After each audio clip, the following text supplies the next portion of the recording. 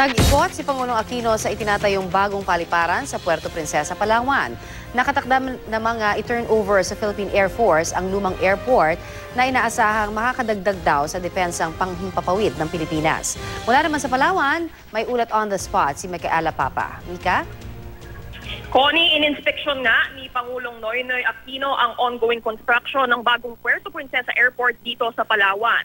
Sinalubong ang Pangulo ng Ambassador of Korea to the Philippines na si Kim Jae-shin.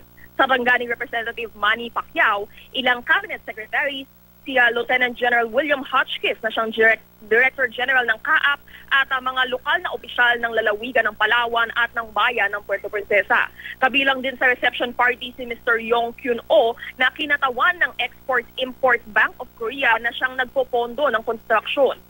Ang Puerto Princesa Airport Development Project ay may approved project cost na mahigit 4 na bilyong piso at may total construction cost na nasa 3.7 billion pesos para nga yan dun sa 27 hectare na lote dito sa may Air Defense Alert Center ng Western Command. Inaasahang kapag natapos na ang paliparan ay tutugon ito sa patuloy na lumalaking bilang ng mga taong bumabiyahe sa rehiyon.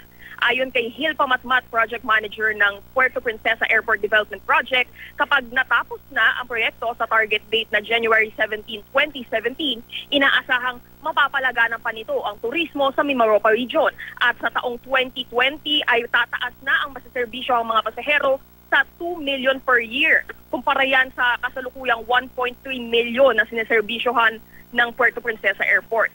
Dagdag pa ni Pamatmat, ang luwang Puerto Princesa Airport ay ito-turn over sa Philippine Air Force. At kabilang nga sa aayusin ay ang runway at apron na paghahatian ng bagong airport at ng magiging bagong base ng Air Force. Kaya naman aminado si Pamatmat na posibleng makadagdag ang proyekto sa air defense capacity ng Pilipinas. Nasa 52,000 na trabaho ang inaasahang malilikha kapag natapos na ang paliparan. Connie? Maraming salamat, Micaela Papa.